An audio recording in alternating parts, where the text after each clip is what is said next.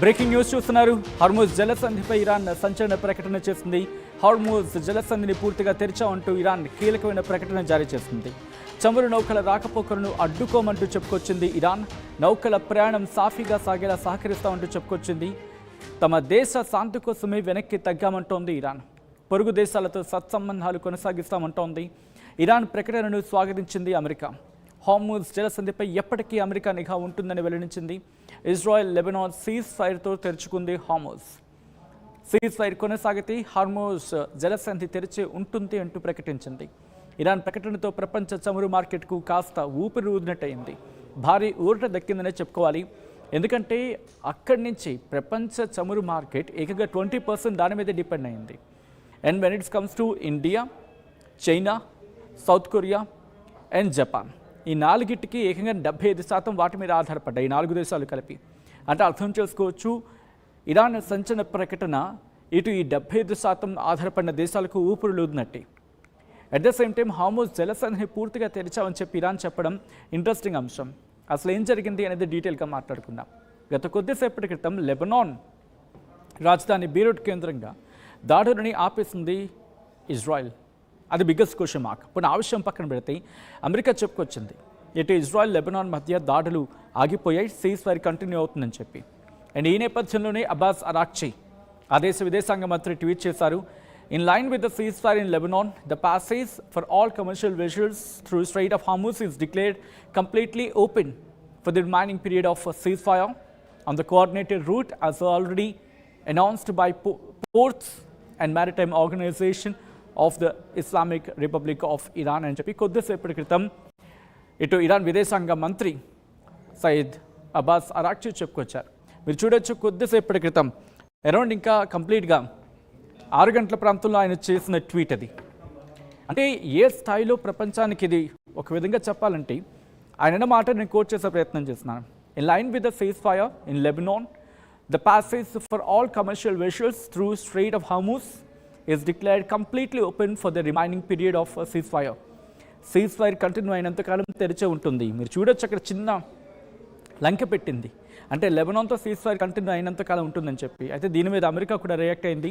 The strait of Hormuz is completely open and ready for business and full passage, but the naval blockade will remain in full force and effect as it pertains to Iran only until such time as our transactions with Iran is 100% complete.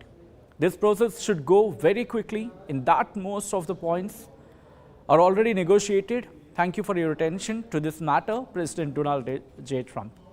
Trump ఏమంటాడు, the Strait of Hormuz completely open అయ్యింది ఇప్పుడు, and బిజినెస్కి దాంతోపాటు all ప్యాసేజర్స్కి అనేది కంప్లీట్గా ఇప్పుడు రెడీగా ఉంది. అంటే వాటి త్రూగా వెసల్స్ వెళ్ళడానికి కావచ్చు, వర్తక వాణిజ్యానికి సంబంధించి కావచ్చు, స్ట్రైట్ ఆఫ్ హార్మూజ్ ఇప్పుడు తెరుచుకుంది పూర్తిగా అని చెబుతూని.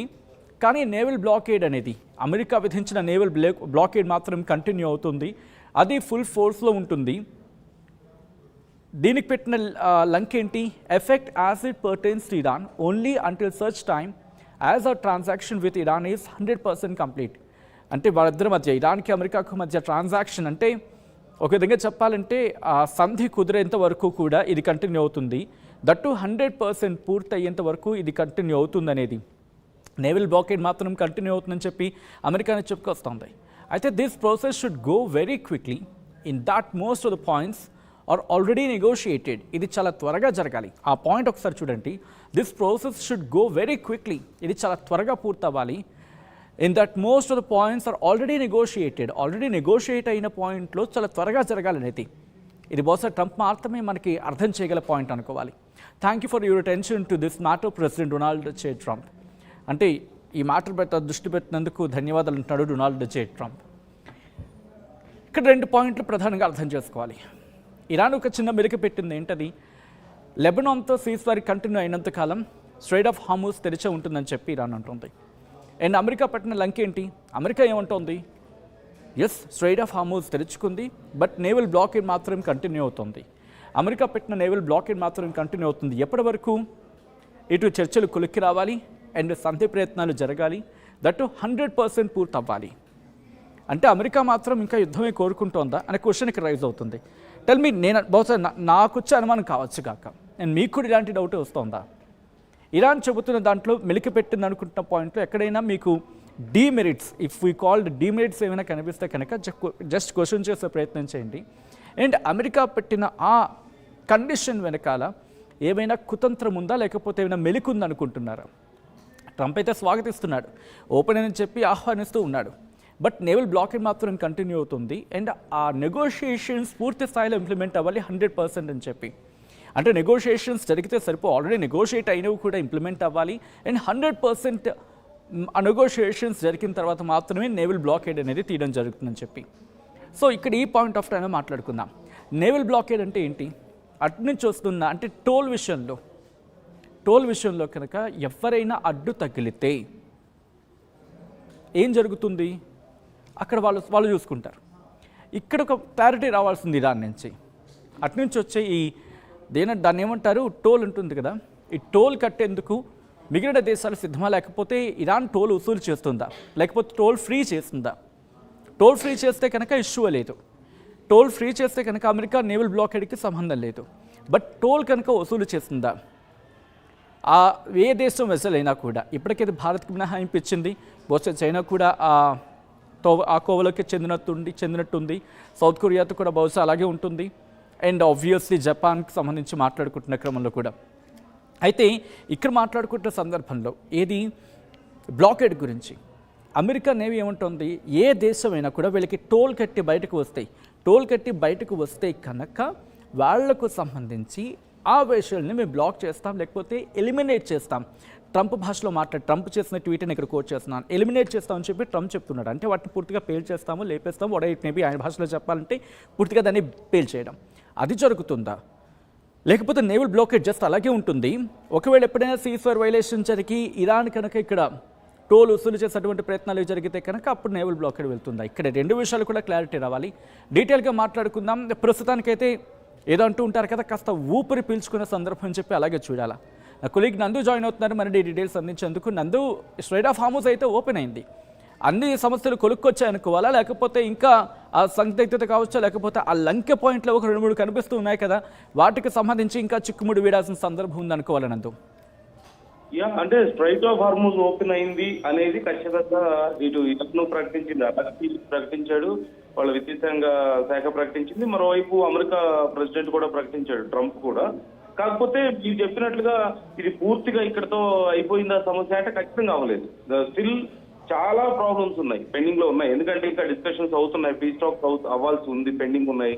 అండ్ ఇక్కడ ఫస్ట్ ప్రధానంగా రావాల్సిన అంశాలు, ఒకటి టోల్ ట్యాక్స్ సంబంధించిన విషయం. టోల్ ట్యాక్స్ సంబంధించి ఇంకా పూర్తి స్థాయిలో క్లారిటీ రాలేదు సచిన్. సో మేబీ ఇంకా డిస్కషన్స్ అవ్వాల్సి ఉందేమో. ఎందుకంటే మాకు జరిగిన నష్టాన్ని ఖచ్చితంగా మేము పూడ్చుకుంటాం, టోల్ వసూలు చేస్తాం అని చెప్పేసి ఇరాన్ చెప్తోంది. కాకపోతే అలా వసూలు చేయడం మొదలు పెడితే, అంతర్జాతీయ జలాల్లో కూడా టోల్స్ వసూలు చేయడం మొదలు పెడితే ఇది వీళ్ళు వేరే వాళ్ళకి ఎగ్జాంపుల్ గా అయిపోతారు, మిగతా చోట్ల కూడా ఇదే పరిస్థితి వస్తుందని చెప్పేసి భయం ఉంది. అండ్ ఇది ఖచ్చితంగా చట్ట విరుద్ధం కూడా. అంటే ఇండియా లాంటి దేశాలు మేము పే చేయమని చెప్పి ఖరాఖండిగా చెప్పినటువంటి పరిస్థితి చూసాం. బట్ కాకపోతే దీనికి సంబంధించి ఇంకా పూర్తి స్థాయిలో క్లారిటీ రావాల్సి ఉంది.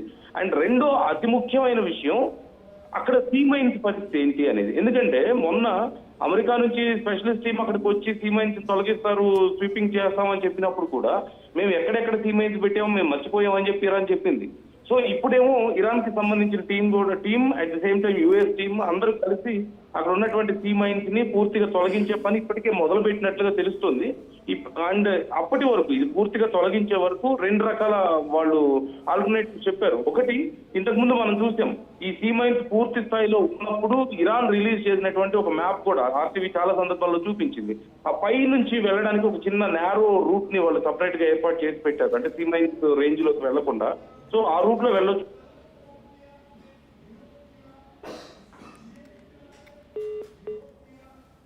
ఆల్ రైట్ నందు, థ్యాంక్స్ ఫర్ ద అప్డేట్.